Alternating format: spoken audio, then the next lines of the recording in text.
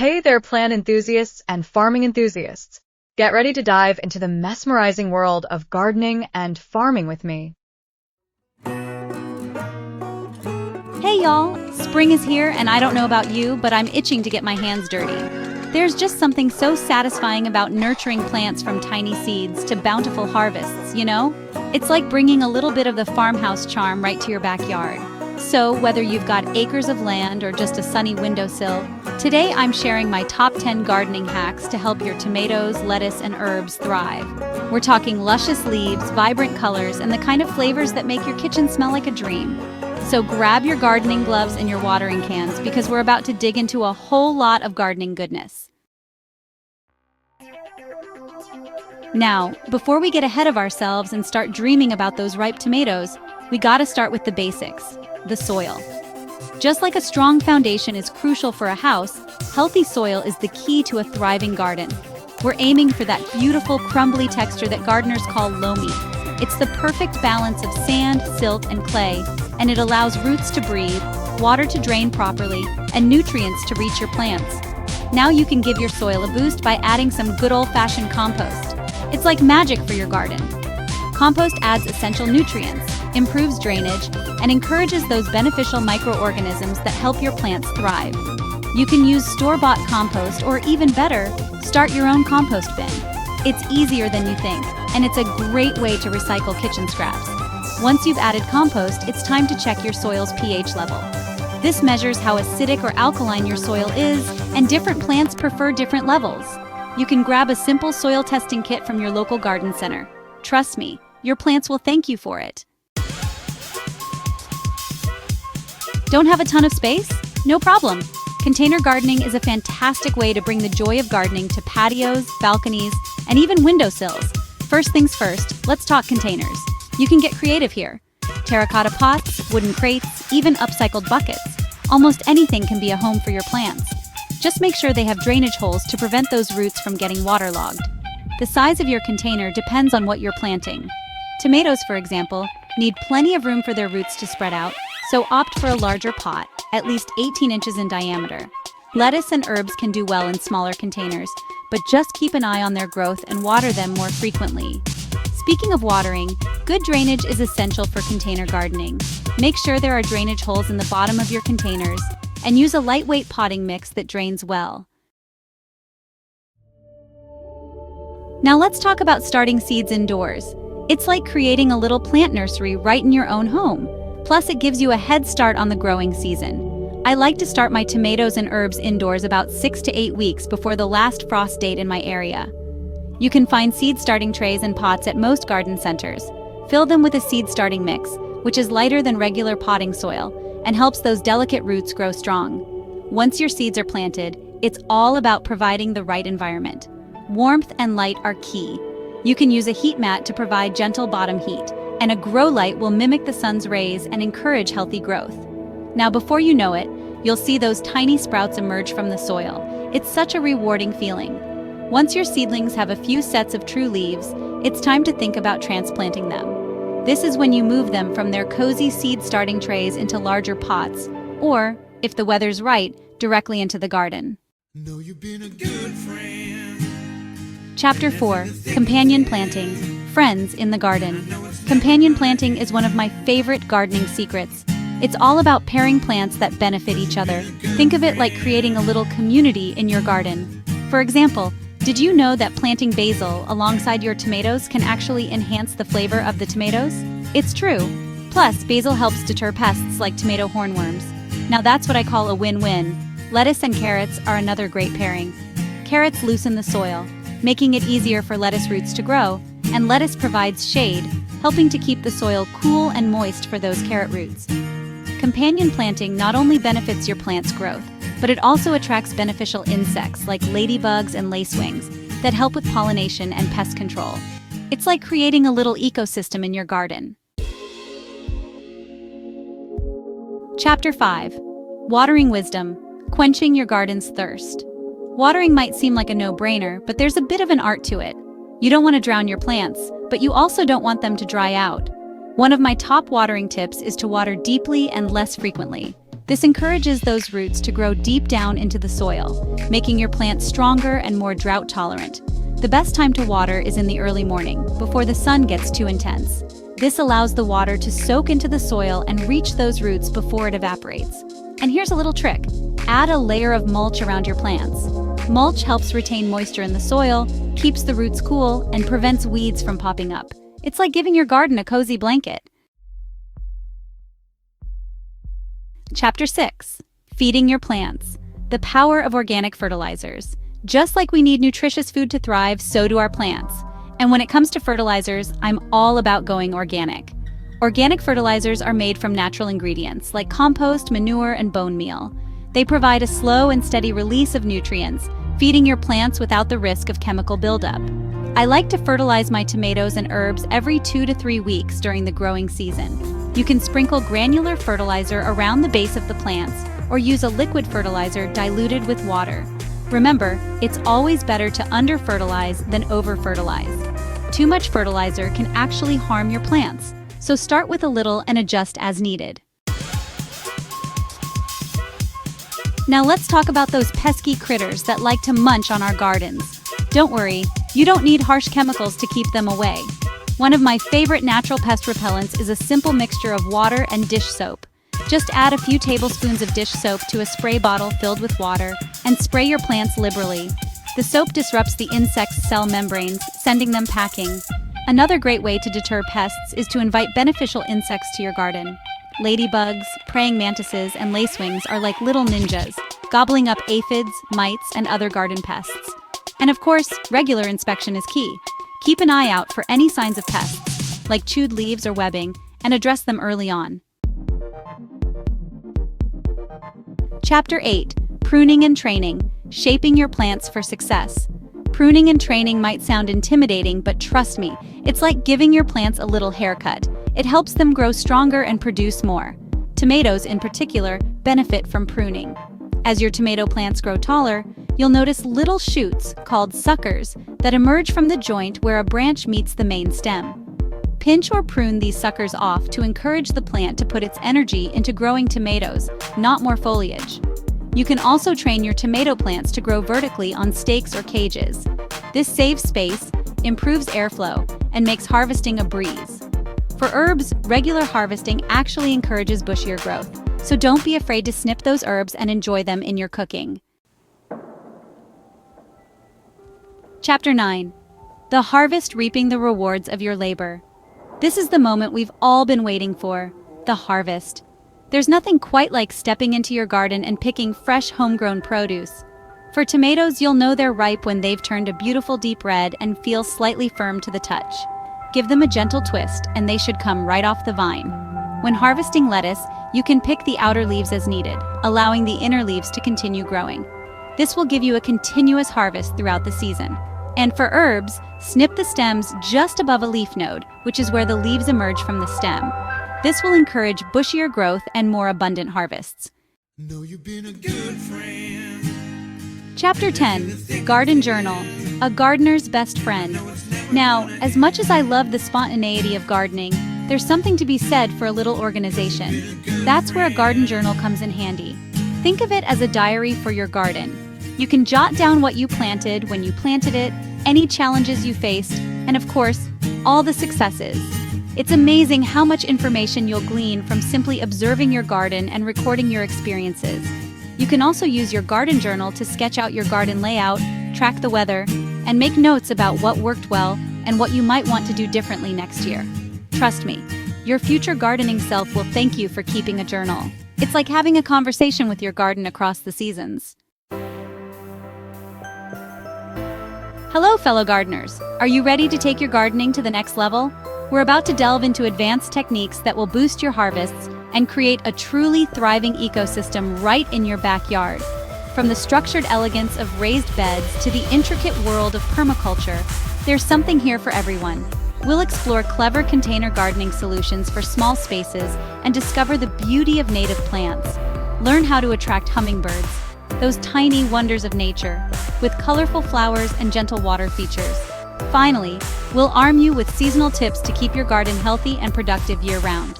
So grab your gardening gloves and let's get started on this exciting journey together. Whether you're a seasoned pro or just starting out, there's always something new to learn and enjoy in the wonderful world of gardening. Let's grow something beautiful. Raised beds are a gardener's best friend, and for good reason. They offer excellent drainage, which is crucial for healthy root development and prevents waterlogging. This means your plants will be happier and more productive. Raised beds also provide better soil control. You can create the perfect blend of nutrients for your chosen crops. Another advantage is less bending and kneeling, making gardening more accessible. This is a real bonus for those with mobility issues. Plus, raised beds simply look neat and organized, adding a touch of elegance to any garden. They define your growing areas and create a visually appealing structure. Whether you're growing vegetables, herbs, or flowers, raised beds offer a fantastic way to maximize your yield and enjoy a more comfortable gardening experience. They're versatile, practical, and aesthetically pleasing. In the next section, we'll explore how to build your own perfect raised beds. Building a raised bed is a straightforward process that can transform your gardening experience. It's a project that can be tackled over a weekend, providing you with a productive and enjoyable activity. First, choose a sunny location with good drainage. This ensures that your plants get the necessary sunlight and water doesn't pool around the roots. Determine the size and shape of your beds, keeping in mind accessibility from all sides. A well-planned layout makes gardening easier and more efficient. A width of 4 feet allows for easy reach from both sides, making it convenient to plant, weed, and harvest. Next, gather your materials. You can use rot-resistant wood like cedar or redwood, composite lumber, or even recycled materials. Each option has its benefits and aesthetic appeal. Recycled materials like bricks or stones can add a unique touch to your garden while being environmentally friendly. Once you've decided on your materials, it's time to build the frame. This is the foundation of your raised bed, so take your time to ensure it's sturdy. Use screws or nails to secure the corners for a sturdy structure. This will help your raised bed withstand the elements and last for years. Line the bottom of the bed with landscape fabric to prevent weeds and pests. This step is crucial for maintaining a healthy growing environment. Then, fill the bed with a mix of good quality topsoil, compost, and other amendments depending on your chosen plants. This nutrient-rich mix will support robust plant growth. Now you're ready to plant. Choose your favorite vegetables, herbs, or flowers and start planting them in your new raised bed. Remember to water your newly planted bed thoroughly. Consistent watering is key to helping your plants establish strong roots and thrive. Enjoy the fruits of your labor and watch your garden flourish. The secret to truly productive raised beds lies in understanding soil layering. Think of it as building a delicious cake for your plants. Start with a base layer of coarse materials like wood chips or straw for drainage. This allows excess water to escape, preventing root rot. Next, add a layer of nitrogen-rich greens such as grass clippings or kitchen scraps. This will decompose and provide essential nutrients to your plants. Follow this with a layer of carbon-rich browns like dried leaves or shredded paper. This balances the nitrogen and provides structure to the soil. Finally, top it off with a thick layer of high-quality topsoil. This is where your plant's roots will thrive. By layering your soil in this way, you create a nutrient-rich, well-draining environment that will have your plants thanking you with vigorous growth and abundant harvests. Section 5. Container gardening. Big results, small spaces. Don't let limited space cramp your gardening style. Container gardening offers a fantastic way to grow your favorite plants, even if you have a small patio or balcony. The first step is choosing the right containers. Consider the size and growth habit of your plants. Larger containers can accommodate larger plants or multiple smaller ones. Vertical gardening is a space-saving technique that's perfect for containers. Think trellises for climbing vegetables like cucumbers or tomatoes, or stacked planters for herbs and strawberries. Self-watering containers are another great option, especially if you travel frequently or tend to forget to water your plants. These clever containers have built-in reservoirs that slowly release water to the plants as needed. Whether you're growing fresh herbs, vibrant flowers, or even dwarf fruit trees, container gardening allows you to enjoy the pleasures of gardening in any space. Section 6. Permaculture, working with nature. Permaculture is a fascinating approach to gardening that emphasizes sustainability and working in harmony with nature. It's about creating a closed-loop system where waste is minimized and resources are used efficiently. One key principle of permaculture is observe and interact. Spend time in your garden, paying attention to the patterns of sun and shade, wind, and water flow. This understanding will help you design a garden that works with nature, not against it. Another principle is catch and store energy. This could mean installing rain barrels to collect rainwater for irrigation or using mulch to retain moisture in the soil. By adopting permaculture principles, you can create a garden that is not only productive but also environmentally friendly and resilient. It's about working smarter, not harder, and letting nature be your guide. Section 7. Native Plants. Welcoming wildlife to your garden.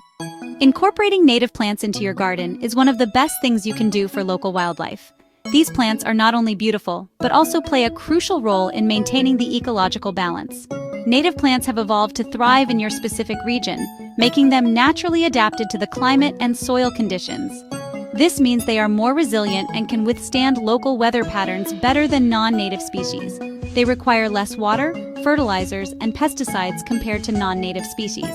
This not only saves you time and money, but also reduces the chemical runoff that can harm local waterways and wildlife. Native plants provide food and shelter for a wide range of beneficial insects, birds, and other animals.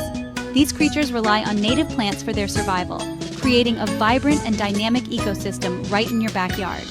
They attract pollinators like bees and butterflies, which are essential for a healthy ecosystem. Pollinators play a key role in the reproduction of many plants, including those that produce fruits and vegetables. By planting a variety of native species that bloom at different times of year, you can provide a continuous source of nectar and pollen. This ensures that pollinators have a steady food supply throughout the seasons. This, in turn, supports a thriving population of beneficial insects that help control pests naturally. Ladybugs, for example, are known to feed on aphids, reducing the need for chemical pesticides. Creating a haven for wildlife in your own backyard is not only rewarding but also contributes to the biodiversity of our planet. It fosters a deeper connection with nature and provides educational opportunities for children and adults alike. Section 8. Hummingbirds, Jewels of the Garden. Attracting hummingbirds to your garden is a delight like no other. These tiny creatures, with their iridescent feathers and acrobatic flight, are a joy to observe. To create a hummingbird haven, plant a variety of nectar-rich flowers in shades of red, orange, and pink. Tubular flowers like trumpet vine, bee balm, and salvia are particularly attractive to hummingbirds. Hang hummingbird feeders filled with a simple sugar solution, 4 parts water to 1 part sugar, to provide a supplemental food source. Ensure the feeders are cleaned regularly to prevent mold growth. Hummingbirds also need water for drinking and bathing. Provide a shallow water source, such as a bird bath or a dish with pebbles, for these tiny birds to refresh themselves. Creating a hummingbird-friendly garden is like adding a touch of magic to your outdoor space. Section 9. Seasonal Secrets, Year-Round Success. Gardening is an ongoing journey, and each season brings its own set of tasks and rewards. To achieve year-round success, it's essential to understand the unique needs and opportunities each season presents. In spring, it's time to sow seeds, plant seedlings, and prepare the soil for a new growing season. This is the season of renewal and growth, where the groundwork for a bountiful harvest is laid. Summer is all about watering, weeding, and harvesting the fruits of your labor. The warm weather accelerates plant growth, making it a busy time for gardeners. As autumn arrives, it's time to clean up the garden, plant cover crops, and protect tender plants from frost. This season is crucial for preparing your garden for the colder months ahead. Crop rotation is an essential practice for maintaining soil fertility and preventing pests and diseases. By rotating crops, you disrupt pest cycles and improve soil health. Instead of planting the same crops in the same spot year after year, rotate them to different areas of your garden. This practice helps in balancing the nutrient demands on the soil. Composting is another fantastic way to create nutrient-rich soil amendments while reducing waste. Collect kitchen scraps, yard waste, and other organic materials and add them to a compost bin. Regularly turning the compost pile speeds up the decomposition process. Over time, these materials will decompose into a valuable soil amendment. This rich compost can then be used to enhance the fertility of your garden soil. By embracing the cyclical nature of gardening and following these seasonal tips, you can ensure a thriving and productive garden year after year. Each season offers a new opportunity to learn and grow as a gardener, making the journey as rewarding as the destination.